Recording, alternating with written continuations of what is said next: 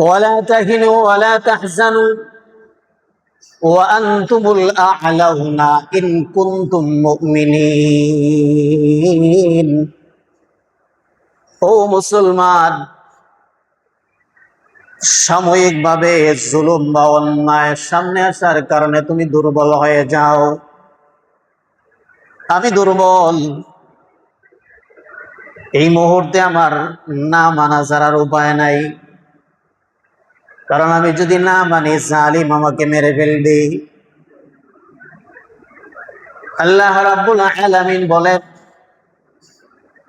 এই সময় তোমার মনটা ভাঙবা না। মনের দিক দিয়ে নিজের দুর্বল ভাববা না। এই সময় যদি তুমি অন্যায়ের কাছে মাথা না করো, আল্লাহ রাব্বুল আলামিন বলেন, আমি আল্লাহ তাআলা আপনি দুর্বল ইমানদারকে পৃথিবীর ইতিহাসে বিজয় করাইয়া দেব। ইমাম হুসাইন তো শহীদ হয়ে গেলেন, নিজের ফ্যামিলি শহীদ হয়ে গেল, কলিজার টুকরা সন্তানও শহীদ হয়ে গেলেন। পৃথিবীর সমস্ত মানুষের আবেগের জায়গায় ইয়াজিদ আঘাত করে ফেলল। অন্যায়ের কাছে মাথা নত না করার কারণে ইমাম হুসাইন শহীদ হয়েছেন। কিন্তু ইমাম হুসাইনের ভালোবাসা ওই সময় যেমন ছিল, বর্তমানে এর চাইতে ডাবল করেন না রাব্বুল আলামিন, কোটি গুণ বাড়াইয়া দিছেন। কথা ঠিক না বেঠিক? ইমাম হুসাইনের ভালোবাসা সবার অন্তরে। ইমাম হুসাইনের কবর যেই জায়গায় হয়েছে, এক জায়গায় ওনার বডি আর এক জায়গায় মাথা, দুই জায়গায় মাজার। প্রতিদিন কোটি কোটি মানুষ জিয়ারত করে, সালাম প্রেরণ করে, কবরের সামনে গিয়ে আদবের সহিত দাঁড়ায়। মনের আবেগ আর ভালোবাসায় চোখের পানি আটকায় রাখতে পারে না। ইয়াজিদ যে জুলুম করলো, তার নাম নিশানা দুনিয়ার বুকে থাকবে দূরের কথা, ওনার কবরটা কোথায় আছে ইতিহাস তালাশ করে পায় না। ইয়াজিদের কবর কোথায় আছে আপনি জানেন? আমি জানি, ইতিহাসও ব্যর্থ। ইয়াজিদের গুরুস্থান কোন জায়গায় আছে কেহ জানে না। যদি মানুষ আজকে জানতে পারে যে ইয়াজিদের কবর ইরাকের ওই জায়গার মধ্যে আছে, কবরের মাটি থাকবে? বলেন, কবর থাকবে? জুলুমের শেষ পরিণতি, আর ন্যায়ের শেষ পরিণতি সম্মান, ইজ্জত, হ্যাঁ, সামরিক বিপর্যয়। ইয়াজিদ সামরিক ভাবে সে বিজয়, যে ইমাম হুসাইন আমার ক্ষমতার পথের কাঁটা সরাইয়া দিছি। ইমাম হুসাইন শহীদ হয়েছেন, শহীদ মর্যাদা নিয়ে দুনিয়া থেকে বিদায় হয়েছেন। আর পরবর্তীতে কিয়ামত পর্যন্ত আল্লাহ তাআলা ইমাম হুসাইনের সম্মানকে আকাশচুম্বী করে দিয়েছেন। আমার মনে জানেন, ইমাম হুসাইন যদি শহীদ না হয়ে স্বাভাবিকভাবে মৃত্যুবরণ করতেন, তাহলে এইভাবে গোটা দুনিয়া ইমাম হুসাইনের আলোচনা হতো না।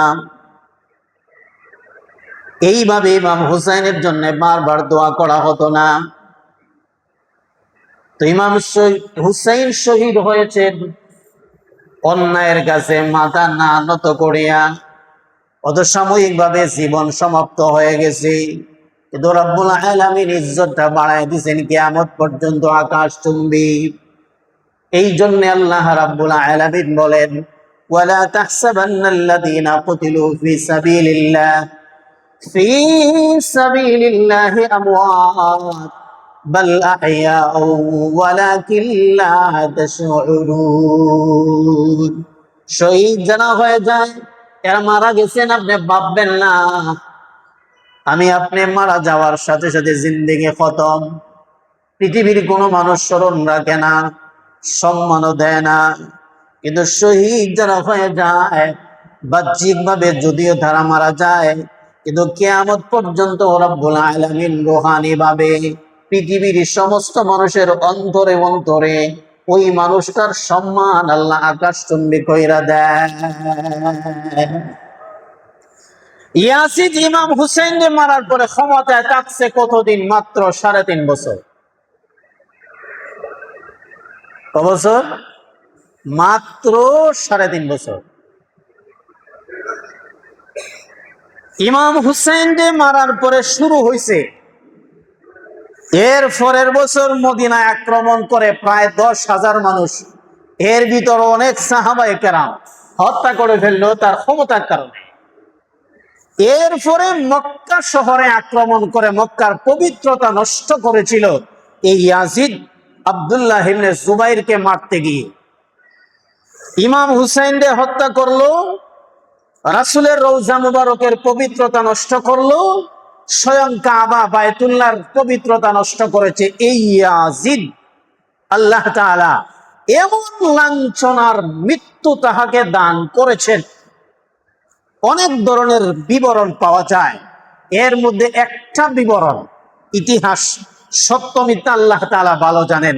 ইতিহাস ইয়াজিদ কেমনে মারা গেছে সত্য মিথ্যা আল্লাহ জানে। ইতিহাস তো আমি ইতিহাস থেকে বলতেছি। রোম দেশের সুন্দরী একটা মেয়ের প্রতি ইয়াজিদ আসক্ত হয়ে গেছে। আসক্ত হয়ে যাওয়ার পর মেয়েটা বড় চালাক, বললেন আমাদেরকে নির্জনে যাইতে হবে। কিছুদিনের ভিতরে নির্জন। এখন যাবেন কোথায়? এখন তো আবাসিক হোটেল আছে, বিভিন্ন রেস্তোরাঁ আছে, রিসোর্ট আছে, বিভিন্ন জায়গা আছে, কিন্তু ওই জমানা তো কিছু ছিল না।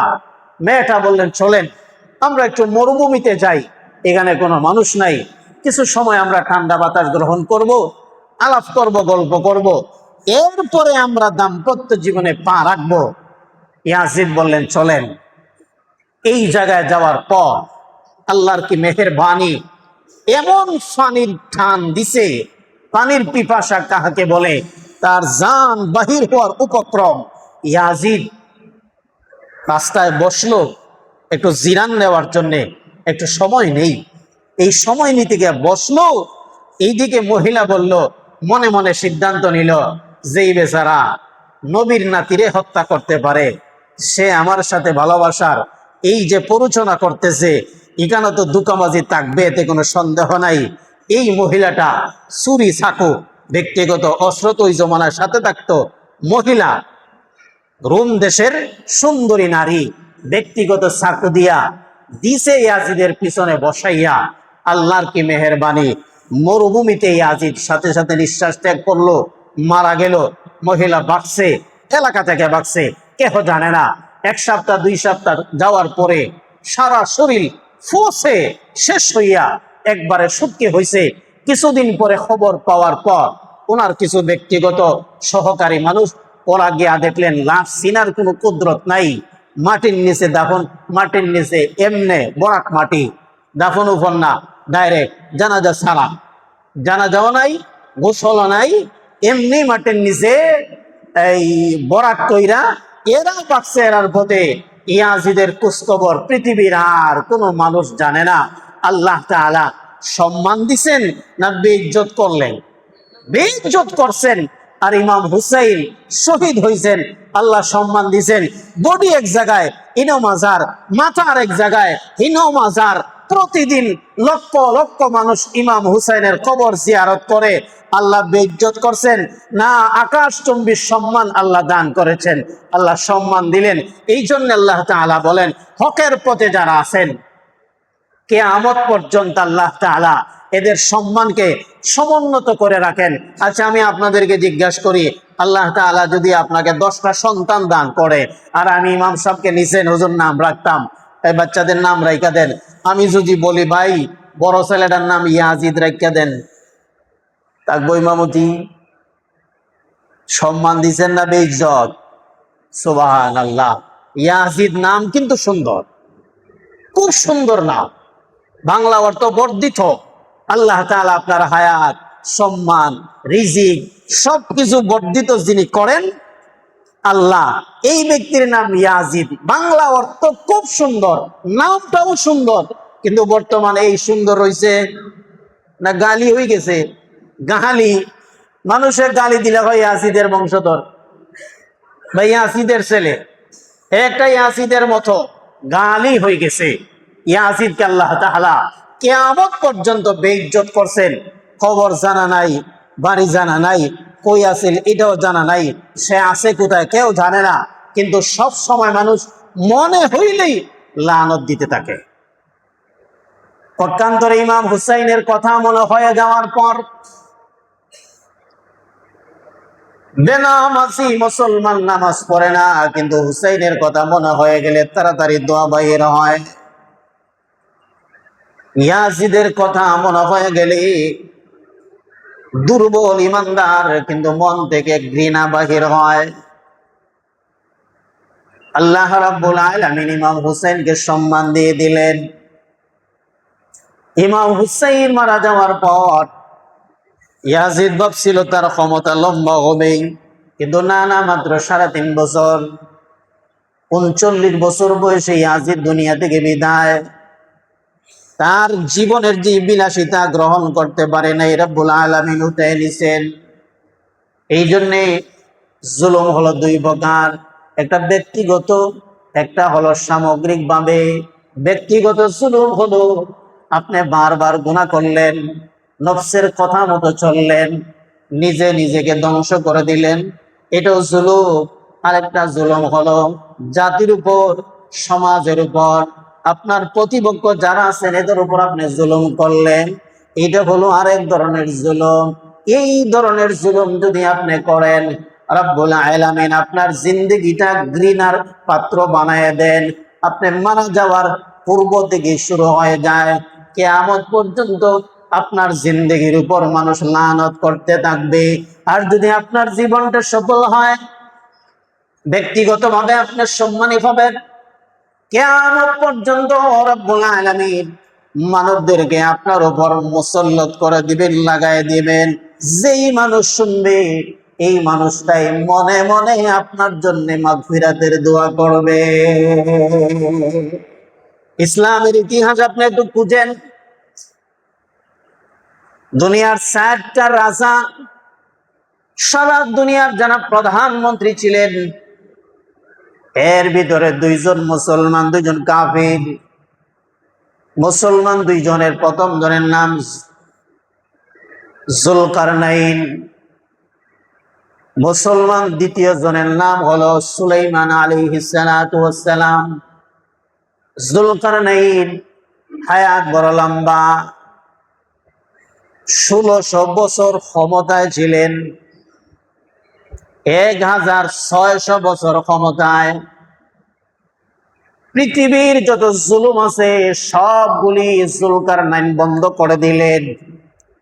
বনি আদমের জুলুম বন্ধ করতে করতে এমন পর্যায়ে গেছেন, ইয়াজুজ মাজুজের জুলুম পর্যন্ত বন্ধ করে দিয়েছেন। পৃথিবীর মানব ইতিহাসের ভিতরে আসতে পারবা না, বাহিরে যাও।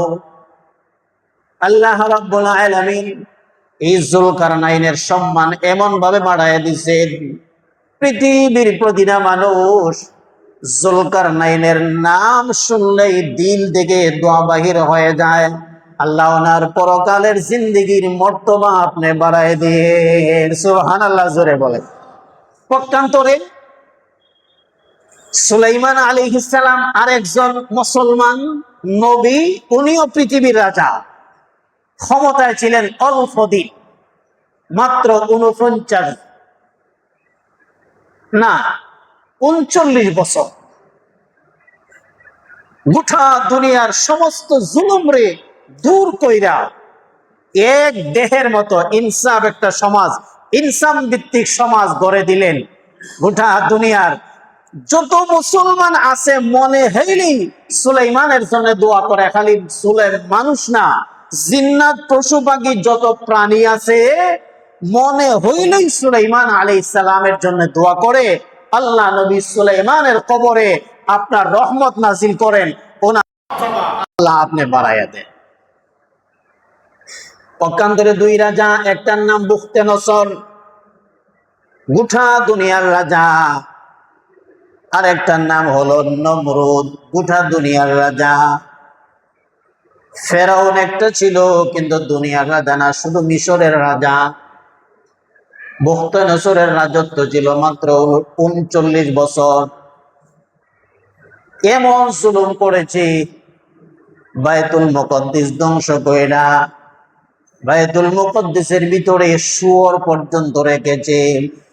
একদিনের ভিতরে ৭০,০০০ বনী ইসরাইল হত্যা করে ফেলল। এই বুখতানেসর নবী দানিয়েল আলাইহিস সালাম রে হত্যা করে ফেলল। আল্লাহ রাব্বুল আলামিন শেষ পর্যন্ত এমন লানত তার উপর দিলেন, মারা যাওয়ার পর আজকে বুখতানেসরের কবর কোথায় আছে পৃথিবীর কোনো মানুষ জানে না।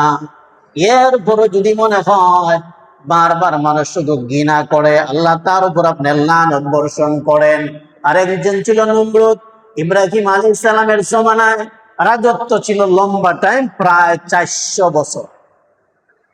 লম্বা ক্ষমতা পাইয়া নিজের শেষ পর্যন্ত বললেন, খোদা আমি আল্লাহ। আল্লাহ তাআলা এমন একটা বেমার দিলেন, মশা ঢুকে গেছে নাকের ভিতরে। ৪০ বছর মশায় কামড়াইছে। আমরা এক রাত্রে মশায় কামড়াইলে, মশারি ছাড়া ঘুমাইলে কি পরিমাণ কষ্ট হয়। আর একটা মশা ব্রেইনের ভিতরে ঢুইকা লাগাতার ৪০ বছর কামড়াইছে, কি পরিমাণ কষ্ট। কি ভাবছেন মারা গেল, মারা যাওয়ার পর কবর কোথায় আছে কেহ জানে না, কোন জায়গায় দাফন হয়েছে কেহ জানে না, সে বাড়ি কোথায় ছিল কেহ জানে না। ইতিহাস একটা ধারণা ভিত্তিক দেয় যে মিশর, কিন্তু বলতে পারে না এই জায়গায় এই নমরুদের কবর, এই জায়গায় বুখতানেসরের কবর, এই জায়গায় নমরুদের সমাধিস্থল। ইতিহাস বলতে পারে না, মানুষ বলতে পারে না।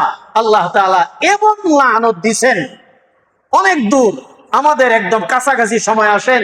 এই যে আমাদের সিলেটের রাজা গৌর গোবিন্দ, নাম শুনেন নাই জীবনে? ৪৩ বছর ছিল ক্ষমতায় রাজা গৌর গোবিন্দ।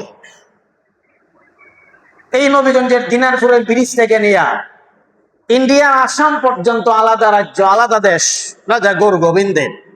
আর নবীগঞ্জের দিনারপুর থেকে এইদিকে সোনারগাঁও আলাদা রাজ্য করে ফেলল। এটা মুসলিম দেশ, এটা আসলে হিন্দু দেশ।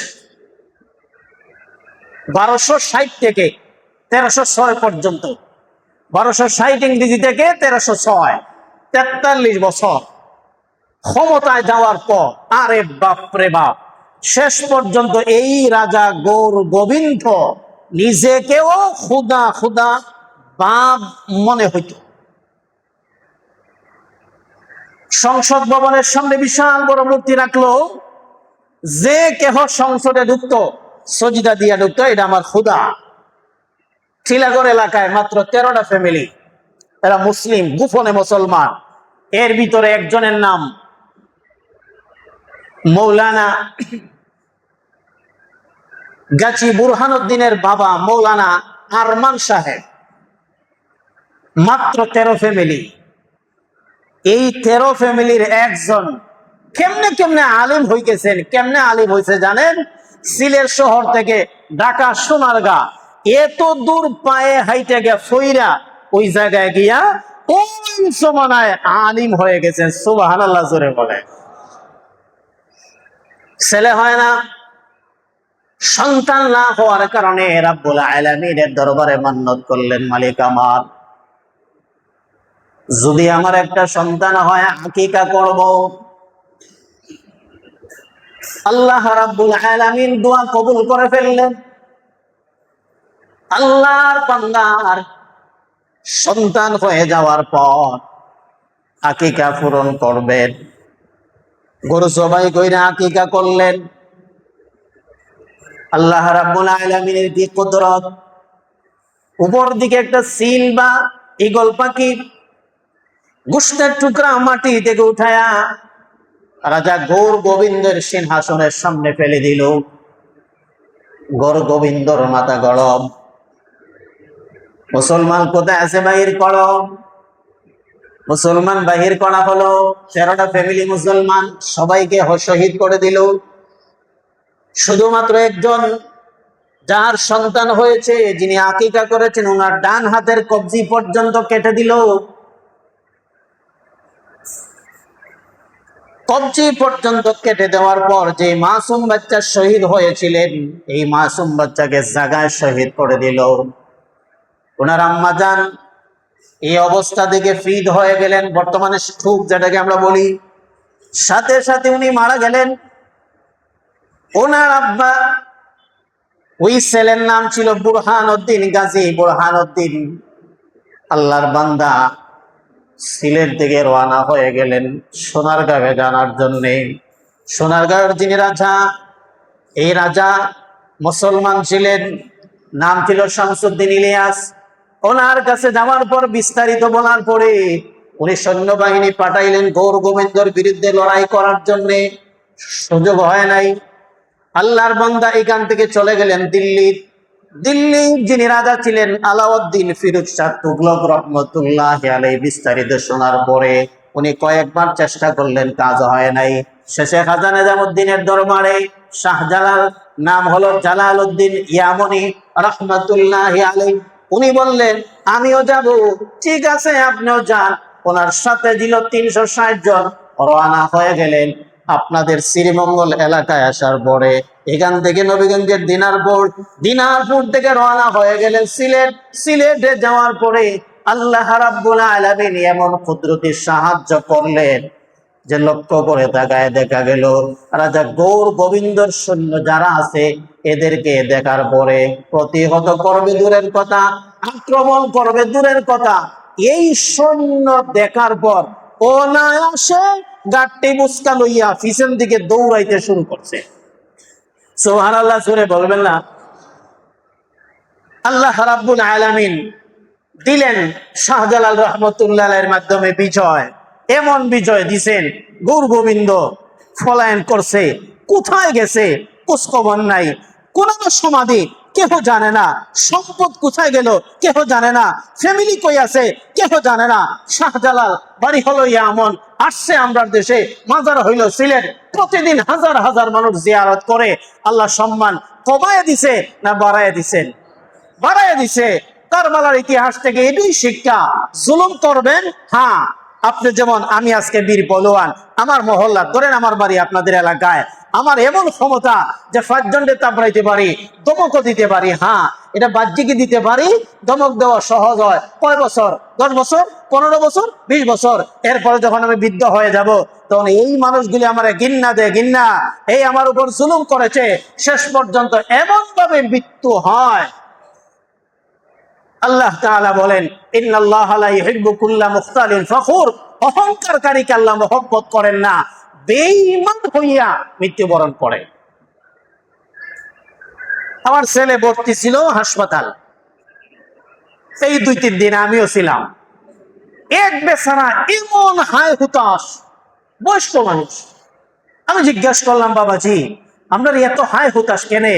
আমার এদিকে বেচারা কাঁদতেছে, হুজুর আপনি হুজুর মানুষ, আমার জন্য দোয়া করেন, আল্লাহ তাআলার জন্য আমার একটু শান্তি দেন। এমনি সুস্থ, কিন্তু এত হায় হুতাশ বলার মতো না। আমি বললাম কি রে ব্যাপার? যে গেলাম চাচা, আপনি